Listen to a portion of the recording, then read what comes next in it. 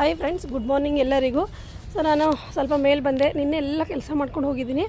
ಕೆಲಸ ಮಾಡಬೇಕಾದ್ರೆ ನಾನು ಗಮನಿಸಿದ್ದೆ, ಒಂದಿಷ್ಟು ಗಿಡಗಳಲ್ಲಿ ಅಲ್ಲಿ ಪೆಸ್ಟ್ ಅಟ್ಯಾಕ್ ಆಗಿದೆ. ಅಂದರೆ ಸಣ್ಣ ಸಣ್ಣ ಹುಳಗಳು ಬರ್ಲಿಕ್ಕತ್ತವ ಈಗ. ಸೊ ನೋಡ್ಬೋದು ನೀವು, ಇಲ್ಲಿ ಇರುವೆ ಎಲ್ಲ ಓಡಾಡ್ಲಿಕ್ಕತ್ತವ. ಅಂದರೆ ಇಲ್ಲಿ ಹುಳಗಳು ಇದಾವೆ ಅಂತ ಅರ್ಥ. ಇಲ್ಲಿ ನೋಡ್ಬೋದು ಸಣ್ಣ ಸಣ್ಣದು ಇಲ್ಲಿ ಈ ರೀತಿ ಅಟ್ಯಾಕ್ ಆಗಿರ್ತಾವೆ. ಸೊ ಅದನ್ನು ಈಗ ಸ್ವಲ್ಪ ಇದ್ದಾಗನೇ ನಾನು ಕ್ಯೂರ್ ಮಾಡ್ಕೊಂಡಂದರೆ ಜಲ್ದಿ ಕ್ಯೂರ್ ಆಗುತ್ತೆ. ಸೊ ಎಲೆ ಕೆಳಗಡೆ ಎಲ್ಲ ವೈಟ್ ಫ್ಲೈಸ್ ಎಲ್ಲ ಬಂದು ಇಲ್ಲಿ ಕೂಡ್ಲಿಕ್ಕೆ ಸ್ಟಾರ್ಟ್ ಆಗ್ತಾವೆ. ಸೊ ಈ ರೀತಿ. ಸೊ ಅದಕ್ಕೆ ಸ್ವಲ್ಪ ನೀರಿನಲ್ಲಿ ನಾನು ಹಿಂಗೆ ಲೈಝಾಲನ್ನು ಹಾಕೊಲಿಕತ್ತೀನಿ. ನಾನು ಏನು ಬೇರೆದು ಯೂಸ್ ಮಾಡಲ್ಲ, ಲೈಝಾಲ್ ಅಷ್ಟೇ ಯೂಸ್ ಮಾಡ್ತೀನಿ. ಯಾವುದೇ ಫ್ಲೇವರ್ದಾಗಿ ನಡೀತದೆ, ಬಟ್ ಲೈಝಾಲ್ ಅಂತ. ಸೊ ಅದಕ್ಕೆ ನೀರಲ್ಲಿ ಚೆನ್ನಾಗಿ ಮಿಕ್ಸ್ ಮಾಡ್ಕೋಬೇಕು. ಸೊ ನೋಡಿರಿ, ನಾನು 10 ಲೀಟ್ರ್ ನೀರಾಗ ಒಂದು ಬೂಚಷ್ಟು ಹಾಕಿದ್ದೀನಿ ಅಂತ ತಿಳ್ಕೊರಿ ಮೇಲೆ. ಸೊ ಇದನ್ನು ನೀಟಾಗಿ ಮಿಕ್ಸ್ ಮಾಡಿ, ಸೊ ಎಲ್ಲ ಇದಕ್ಕೆ ಈ ರೀತಿ ಸ್ಪ್ರೇ ಮಾಡೋದು. ಸ್ಪ್ರೇ ಎಲ್ಲ ಆದರೂ ಹಾಕಿ ಮಾಡಿ, ಸ್ಪ್ರೇ ಇಲ್ಲ ಅಂದರೆ ಈ ರೀತಿ ಹೊಡೆದ್ರೂ ಸಾಕು, ಅವು ಇರೋದಿಲ್ಲ. ಸೊ ಸುತ್ತಮುತ್ತಿನ ಗಿಡಗಳಿಗೆಲ್ಲ ಒಂದು ಸತಿ ಈ ರೀತಿ ಹೊಡಿತಾ ಬಂದರೆ ಬೇರೆ ಗಿಡದಲ್ಲಿ ಇರೋಂಥ ಫ್ಲೈಸ್ ಏನಿರ್ತಾವಲ್ಲ, ಸೊ ಅವು ಹೋಗ್ಬಿಡ್ತಾವೆ. ಸೊ ಒಂದು ಸತಿ ಸ್ಪ್ರೇ ಮಾಡೋಂಗಿತ್ತಂದರೆ ಈ ರೀತಿ ಎಲ್ಲ ಗಿಡಗಳಿಗೂ ಎಟ್ ಎ ಟೈಮ್ ಮಾಡಿಬಿಡ್ತೀವಿ. ಇದರಿಂದ ಏನಾಗ್ತದೆ ಅಂದರೆ ಈ ಕಡೆಯಿಂದ ಆ ಕಡೆ, ಆ ಕಡೆಯಿಂದ ಈ ಕಡೆ ಹೆಗ್ರಿ ಹೋಗೋದಿಲ್ಲ. ಅವು ಹೋದರೂ ಕೂಡ ಮತ್ತೆ ಬದುಕಲಿಕ್ಕೆ ಸಾಧ್ಯ ಇಲ್ಲ. ಹಾಗಾಗಿ ಸೊ ಎಲ್ಲ ಗಿಡಗಳು ಎಲ್ಲೆಲ್ಲಿ ಸ್ಪ್ರೇ ಪೆಸ್ಟ್ ಅದ ಅಂತ ಅನ್ನಿಸ್ಲಿಕ್ಕೆ ನನಗೆ. ಸೊ ಅಲ್ಲೆಲ್ಲನೂ ಈ ರೀತಿ ಹಾಕ್ತೀನಿ. ಈ ರೀತಿ ಮಾಡೋದ್ರಿಂದ ಸೊ ನೋಡ್ರಿ, ಇದರಲ್ಲಿ ಎಷ್ಟು ಚೆನ್ನಾಗಿ ಹೂ ಬಂದಿದೆ. ದಾಸವಾಳ ಗಿಡ, ಇದು ಗಿಡ, ಎಲ್ಲ ಗಿಡದಲ್ಲಿ ಏನಾಗಿರುತ್ತಂದ್ರೆ ಈಗ ಚಳಿಗಾಲಲ್ಲ, ಸೊ ಅವಾಗವಾಗ ಈ ರೀತಿ. ಸೊ ಇದು ಮೆಣಸಿನ್ಕಾಯಿ, ಇದೊಂಥರ ಬೇರೆ ಮೆಣಸಿನ್ಕಾಯಿ ಇದೆ. ನೋಡೋಣ ಖಾರ ಐತೆ ಇಲ್ಲ ನೋಡೋಣ. ಅದರಲ್ಲಿ ಕೆಲವೊಂದು ಸತಿ ಖಾರ ಬರುತ್ತೆ, ಕೆಲವೊಂದು ಸತಿ ಖಾರ ಬರಲ್ಲ. ಸೊ ಇದೇ ರೀತಿ ನಾನು ಎಲ್ಲ ಗಿಡದಾಗ ಏನು ಮಾಡ್ತೀನಿ, ಈ ರೀತಿ ಸ್ವಲ್ಪ ಸ್ಪ್ರೇ ಮಾಡ್ಕೊತ ಹೋಗ್ತೀನಿ. ಸೊ ಇದರಿಂದ ನಮ್ಮ ಗಿಡಗಳು ಜಲ್ದಿ ಹಾಳಾಗಲ್ಲ. ಒಂದೊಂದು ಸತಿ ಎಷ್ಟು ಬದುಕಿಸಿದ್ರೂ ಹಾಳಾಗ್ತದೆ. ಮೀನ್ಸ್ ನಾವು ಅದಕ್ಕೆ ಎಷ್ಟೇ ಕೇರ್ ತೊಗೊಂಡ್ರೂ ಬದುಕಂಗಿಲ್ಲ ಅಂತ ಅನಿಸ್ತದೆ ನಿಮಗೆ. ಯಾಕಂದ್ರೆ ಅದು ಆಲ್ರೆಡಿ ಜಾಸ್ತಿ ಪ್ರಮಾಣದಾಗ ಹಬ್ಬಿರ್ತದೆ, ಆ ರೋಗಗಳು ತೋರ್ತಾವೆ ಇವೆಲ್ಲ. ಸೊ ಅದಕ್ಕೆ ಈ ರೀತಿ ಸ್ಪ್ರೇ ಮಾಡ್ತಾ ಇರಬೇಕು. ಲೈಟಾಗಿ ಸ್ಪ್ರೇ ಮಾಡಬೇಕು. ಒಂದು 2 ಡೇಸ್ ಆಗೋಣ ಮತ್ತೆ ತಿರ್ಗಾ ಸ್ಪ್ರೇ ಮಾಡಬೇಕು. ಮತ್ತು ಅವಾಗ ಇದು ಅಂತಂದರೆ ಅದೂ ಕೂಡ ಮತ್ತೆ ಹೋಗ್ತೀವಿ. ನಿಮಗೆ ಎಲ್ಲೆಲ್ಲಿ ಅದಾವಂತ ಅನಿಸ್ಲಿಕ್ಕೆ ಸ್ಟಾರ್ಟ್ ಆಗುತ್ತಲ್ಲ, ಎಲ್ಲ ಸ್ಪೆಷಲಿ ಈ ಗಿಡದಲ್ಲಿ. ಸೊ ಇದೆಲ್ಲ ಒಂದು ಕಡೆ ನಾನು ಸ್ಪ್ರೇ ಹೊಡೆದು ಸ್ವಲ್ಪ ನೀರು ಕೊಡ್ತೀನಿ ಅಂತ ಗಿಡಗಳಿಗೆ. ನೀರು ಕೊಟ್ಟ ಮೇಲೆ ನಿಮಗೆ ಹೂವು ಕಡಿತೀನಂತೆ ನಿಮ್ಮ ಜೊತೆಗೆ. ಸೊ ನೋಡಿರಿ ಫ್ರೆಂಡ್ಸ್, ದೇಸಿ ಹೂಗಳು ಇಷ್ಟೊಂದು ಆಗ್ಯಾವ ಇಲ್ಲಿ. ಇವು ದೇಸಿ ಹೂಗಳು ಎಷ್ಟೊಂದು ಆಗ್ಯಾವ ನೋಡ್ರಿ, ಎಷ್ಟು ಚಂದ ಗಮ್ಮನಾಗತ್ತವ. ಸೊ ನಾನು ಈ ಕನಕಾಂಬರಿ ಹೂವು ಅಷ್ಟೇ ಕಡೆಗತ್ತೀನಿ. ಸೊ ಇನ್ನೂ ಎಷ್ಟೊಂದು ಇದಾವೆ ಸಣ್ಣ ಸಣ್ಣ ಗಿಡದು, ಅಲ್ಲಿಂದ ಎಲ್ಲ ನಾನು ಕಡ್ದೆ ಇಲ್ಲಿ ನೋಡ್ರಿ.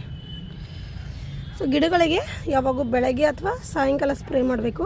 ಮತ್ತು ಒಂದೇ ಗಿಡಕ್ಕೆ ಸ್ಪ್ರೇ ಮಾಡಿ ಸುಮ್ಮನೆ ಕೂಡ್ಬೇಡ್ರಿ. ಯಾಕಂದ್ರೆ ಒಂದು ಕಡೆಯಿಂದ ಇನ್ನೊಂದು ಕಡೆಗೆ ಅವು ಜಂಪ್ ಆಗ್ತಾವೆ. ಅದಕ್ಕೆ ಒಂದು ಸತಿ ಸ್ಪ್ರೇ ಮಾಡಿದ್ರಂದ್ರೆ ಸ್ವಲ್ಪ ಲೈಟಾಗಿ ಎಲ್ಲ ಗಾರ್ಡನ್ ತುಂಬ ಮಾಡಿದ್ರಂದರೆ ಅವು ಬೇರೆ ಕಡೆ ಜಂಪ್ ಆಗಂಗಿಲ್ಲ, ಆದ್ರೂ ಉಳಿಯೋಂಗಿಲ್ಲ. ಸೊ ಈ ರೀತಿ ನೋಡಿಕೊಂಡು ಮಾಡಬೇಕು. ಆಮೇಲೆ ಒಂದು ಮಾರ್ನಿಂಗ್ ಇಲ್ಲ ಸಾಯಂಕಾಲ ಮಾಡಿದ್ರೆ ಬೆಸ್ಟು. ಇಲ್ಲಿ ನೋಡ್ರಿ, ಇದು ಮುಗೀತು. ಸೊ ಇದ್ರದ್ದು ತೆಗೆದು ಇಲ್ಲಿ ಹಾಕಿರ್ತೀನಿ. ಸೀಡ್ಸ್ ಇದ್ದರೆ ಗಿಡ ಬೆಳಿತಾವೆ, ಸೀಡ್ಸ್ ಇಲ್ಲ ಅಂದರೆ ಇಲ್ಲ. ಸೊ ಲಾಸ್ಟ್ ಮುಗಿದ ತಕ್ಷಣ ಇದನ್ನು ತೆಗೆದುಬಿಡೋದು. ಇದನ್ನು ತೆಗೆದಂದರೆ ಬೇರೆ ಕಡೆ ಮತ್ತೆ ನಮಗೆ ಹೂಗಳು ಸ್ಟಾರ್ಟ್ ಆಗ್ತವೆ. ಯಾವಾಗೂ ಅಷ್ಟೇ ಸ್ವಲ್ಪ ನೋಡಿಕೊಂಡು ಮಾಡಬೇಕು. ಈ ಸರಿ ಕನಕಾಂಬರಿ ಅಂತೂ ನನ್ನ ಕಡೆ ಸಿಕ್ಕಾಪಟ್ಟೆ ಹೂವು ಆದವು. ಯಾಕಂದರೆ ಈ ದೊಡ್ಡ ಡ್ರಮ್ನಾಗ ಹಚ್ಚಿದ್ರಿಂದ ಗಿಡ ತನ್ನಿಂತಾನೇ ಮಲ್ಟಿಪ್ಲೈ ಆಗ್ಲಿಕ್ಕತ್ತವ. ಅಂದ್ರೆ ಗ್ರೋತ್ ಚೆಂದ ಆಗ್ಲಿಕ್ಕತ್ತವ, ಬ್ರಾಂಚಸ್ ಜಾಸ್ತಿ ಬರ್ಲಿಕ್ಕತ್ತವ.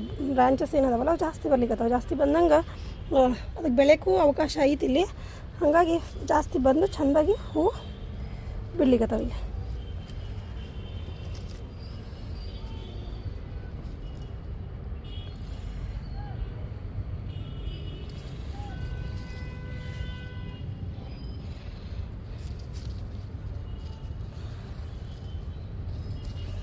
ಸೊ ಪಟ ಅಂತಷ್ಟು ಹೂ ಕಟ್ಟೋಣ ಅಂತ. ಸೊ ಫ್ರೆಂಡ್ಸ್, ಈಗ ಹಿಡ್ದಂದೆಲ್ಲ ಮುಗೀತೀಗ. ಆಮೇಲೆ ಇಲ್ಲೊಂದಿಷ್ಟಿದೆ ನೋಡ್ರಿ. ಸೊ ಎಲ್ಲೆಲ್ಲಿ ಸಣ್ಣ ಸಣ್ಣ ಗಿಡ ಇದ್ದಾವಲ್ಲ,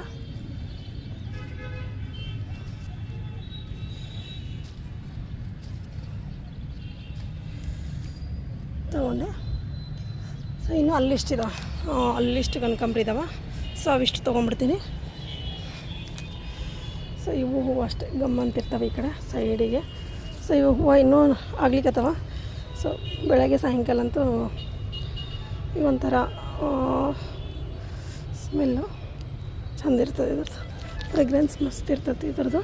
ಸೊ ವರ್ಷ ಪೂರ್ತಿ ಬರ್ತದೆ. ಆ್ಯಕ್ಚುಲಿ ಇದು ನಾವು ಕೇರ್ ಮಾಡಿದರೆ ವರ್ಷ ಪೂರ್ತಿ ಬರ್ತವೆ.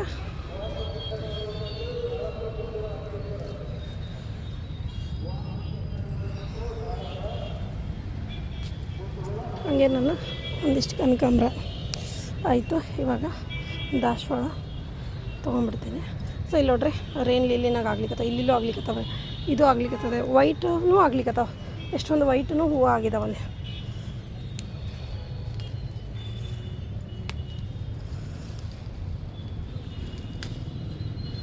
ಸೊ ಎಲ್ಲದರಲ್ಲೂ ಹೂಗಳಿಗೆ ಚೆನ್ನಾಗಿ ಬರ್ಲಿಕ್ಕತ್ತವೆ. ಸ್ವಲ್ಪ ಒಂಥರ ಸ್ಪ್ರಿಂಗ್ ಸೀಸನ್ ಥರ ಆಗೈತೆ ವಾತಾವರಣ. ಹಾಗಾಗಿ ಹೂಗಳು ಚೆನ್ನಾಗಿ ಬಂದ. ಇನ್ನು ಇದರಲ್ಲಿ ಬೆಳೆಸೋದೇ ಬೇರೆ. ಇವಾಗ ಚಳಿಗಾಲದಲ್ಲಿ ಬೆಳೆಸೋಂಥ ಹೂವಿನ ಗಿಡಗಳೇ ಸ್ವಲ್ಪ ಸ್ಪೆಷಲಾಗಿ ಬರ್ತಾವೆ, ಈ ಥರದ್ದೆಲ್ಲ ಹೂವಿನ ಗಿಡಗಳು.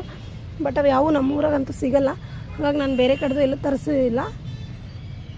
ಸಿಕ್ಕರೆ ನೀವು ಅವನ್ನೆಲ್ಲ ತರಿಸ್ಕೋಬೋದು. ಸೊ ನೋಡ್ರಿ, ಇಲ್ಲೆಲ್ಲ ಆಗ್ಲಿಕ್ಕೆ. ಸೊ ಕನಕಾಂಬ್ರಿ ಈ ಗಿಡಕ್ಕೆಲ್ಲ ಹುಳ ಆಗಿತ್ತು, ಅದನ್ನೆಲ್ಲ ತೆಗ್ದೀನಿ. ಇದು ಎಲ್ಲೋ ಕನಕಾಂಬ್ರ, ಎಲ್ಲೋ ಕನಕಾಂಬ್ರದ ಒಂದು 3-4 ಗಿಡ ಇದ್ದಾವೆ.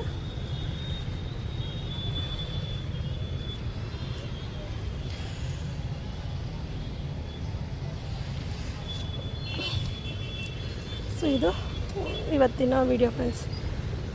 ಸಾಕಷ್ಟು ಹೂಗಳು. ಇದು ನಿನ್ನೆ ಆಗಿತ್ತು. ಸೊ ಇವು ಹೂ ಆಗ್ಲಿಕ್ಕತ್ತವೆ ನೋಡ್ರಿ. ಇದು ತುಂಬ ಅರ್ಜಿ ಅದೊಂಥರ, ಇವು ಚೆನ್ನಾಗಿರ್ತಾವೆ. ಒಳಗೆಲ್ಲೋ ವೈಟ್ ಬಂದ ಮೇಲೆ ಈ ಥರ ಬರ್ತದೆ.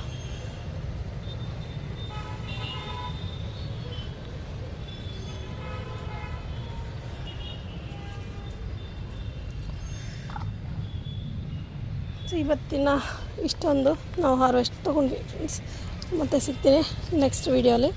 ಸೊ ಈ ಥರ ಗಿಡಗಳಿಗೆ ಒಂದು ಸ್ವಲ್ಪ ನೋಡಿರಿ, ಎಲೆ ಉದುರೋ ಸೀಸನ್ ಬಂತಂದ್ರೆ ಅದು ಆಟೋಮೆಟಿಕ್ ಹೆಂಗೆ ಎಲೆ ಉದುರ್ತಾವೆ ಅಂಥೇಳಿ ಎಲೆಗಳದು, ಯಾವುದೇ ಗಿಡ ಆಗಲಿ ಅದು. ಸೊ ಈ ರೀತಿ ಎಲೆ ಉದುರಿಸ್ಕೊಳ್ಳಿಕ್ಕೆ ಸ್ಟಾರ್ಟ್ ಆಗುತ್ತೆ. ಮೀನ್ಸ್ ಅದ್ರದ್ದು ಆಯುಷ್ ಮುಗಿತಾ ಎಲೆಗಳು, ಮತ್ತು ಹೊಸ ಚಿಗುರು ಇರ್ಲಿಕ್ಕೆ ಸ್ಟಾರ್ಟ್ ಆಗುತ್ತೆ. ಸೊ ಇದು ನನ್ನ ಗಾರ್ಡನ್ ಫ್ರೆಂಡ್ಸ್. ಮತ್ತೆ ಸಿಗ್ತೀನಿ.